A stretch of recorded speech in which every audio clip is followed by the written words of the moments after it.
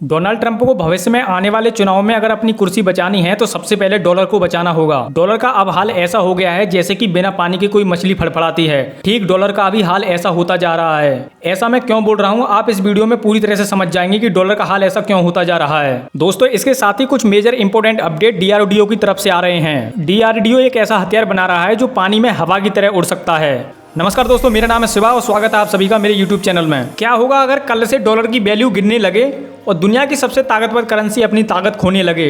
Donald Trump को लगने लगा है कि अमेरिका के डॉलर की बादशाहत अब खतरे में है और डॉलर को बचाने के लिए डोनाल्ड ट्रंप को दुनिया के सामने आक्रामक होना पड़ेगा। पर सवाल ये है दोस्तों कि ऐसा क्यों हो रहा है? कौन सी करेंसी है जो डॉलर को चुनौती दे रही है और इसका अमेरिका पर और पूरी दुनिया पर क्या असर होगा? अभी तक दुनिया की ज्यादातर ट्रेड, व्यापार सब कुछ डॉलर में ही होता है। डॉलर को वर्ल्ड करेंसी भी कहा जाता है। चाहे कोई सा भी देश हो, जब उसे इंटरनेशनल में ट्रेड करनी होती है तो उसे डॉलर की जरूरत पड़ती है। इससे अमेरिका को ये फायदा होता है कि वो अपनी बिना इकोनॉमी को नुकसान किए जितना चाहे उतना डॉलर छाप सकता है। पर यह सवाल ये उठता है कि अब डॉलर को चुनौती कौन दे रहा है? जैसे कि ब्रिक्स देश ब्राजील, रसिया, इंडिया, चाइना, साउथ अफ्रीका मिलकर डॉलर से हटकर ट्रेड करने की कोशिश कर रहे हैं। इसके साथ रूस और चीन आपस में ट्रेड में युआन और रूबल का इस्तेमाल कर रहे हैं। इसके साथ साथ भारत और UAE, भारत और रूस जैसे देशों में रुपया और अन्य लोकल करेंसी में ट्रेड शुरू हो चुका है। ब्रिक्स देश एक नई करेंसी लाने पर भी काम कर रहे हैं जो सिर्फ उनके बीच में व्यापार में इस्तेमाल होगी।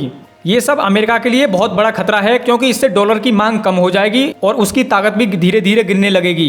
डोनाल्ड ट्रंप को ये लग रहा है कि अगर उन्होंने अभी सख्त कदम नहीं उठाए तो डॉलर की दादागिरी गिर जाएगी। इसलिए वे उन्हीं देशों पर टैक्स यानी टैरिफ बढ़ाने की बात कर रहे हैं जो अमेरिका से ट्रेड तो करते हैं लेकिन डॉलर को कमजोर करने की भी कोशिश करते हैं। डोनाल्ड ट्रंप का सबसे ज्यादा फोकस चीन पर ज्यादा दबाव बनाना है। मैक्सिको, भारत जैसे देशों के साथ फिर से ट्रेड रूल्स में जोर लगाना है और इसके साथ साथ दोस्तों अमेरिका की कंपनियां जितनी दुनिया भर में फैली हैं वो सब वापस लाना चाहता है। ट्रंप की सोच है अगर अमेरिका आक्रामक नहीं हुआ तो बाकी देश डॉलर को कमजोर कर देंगे और अमेरिका की अर्थव्यवस्था को बहुत बड़ा नुकसान हो सकता है।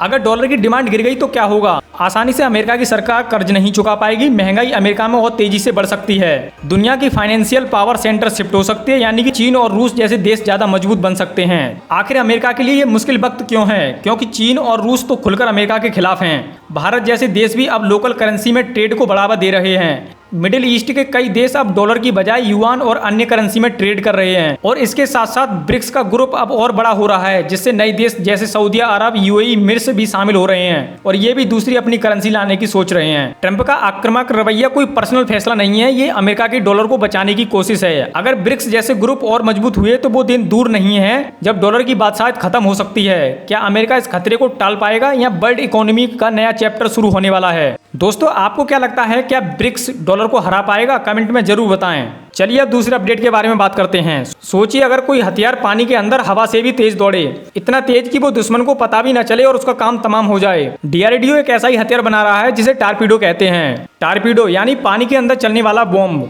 जो दुश्मन की पनडुब्बी, जहाज या सबमरीन को एक झटके में खत्म कर देता है। अभी जो भारत के पास टारपीडो हैं उनकी स्पीड 50 से 60 किलोमीटर प्रति घंटा की है, मतलब वो धीरे धीरे पानी में तैरते हैं। लेकिन अब NSTL जो DRDO की लैब है वो एक ऐसा टारपीडो बना रही है जो करीब 150 किलोमीटर प्रति घंटा की रफ्तार से पानी में चलेगा, यानी दुश्मन देख भी नहीं पाएगा और उस पर हमला हो जाएगा।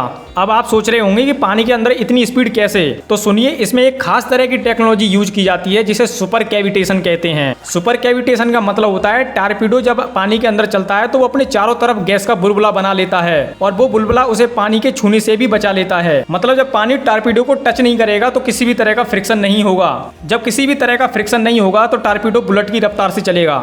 इस मिशन पर मुख्य रूप से NSTL काम कर रहा है। NSTL मतलब Naval science and technology laboratory. ये DRDO की लैब है जो सिर्फ पानी के अंदर चलने वाले हथियार बनाती है। NSTL ने पहले ही वरुणास्त्र बनाया था जो भारी टारपीडो है, सियन बनाया था जो हल्का टारपीडो है और अब ALWT जैसे हथियार बनाए जा रहे हैं। अब यही NSTL एक नया तेज रफ्तार और सुपर कैविटेशन टारपीडो पर काम कर रहा है। इस टारपीडो की टेस्टिंग के लिए नेवी की एक खास सबमरीन और ट्रायल शिप के लिए INS अन्वेष और INS सिंधु घोष को भी तैयार किया जा रहा है। पहले लैब में इसका डिजाइन टेस्ट हुआ है, अब जल्द ही समुद्र में इसका असली ट्रायल किया जाएगा। दोस्तों, आज इंडिया समुद्र के अंदर भी दुनिया की सबसे तेज टेक्नोलॉजी की तरफ बढ़ रहा है। दोस्तों, आपसे हाथ जोड़कर अनुरोध है कि वीडियो सही लगी हो तो वीडियो को लाइक करें और चैनल को जरूर सब्सक्राइब करें। वीडियो देखने के लिए आपका बहुत बहुत धन्यवाद।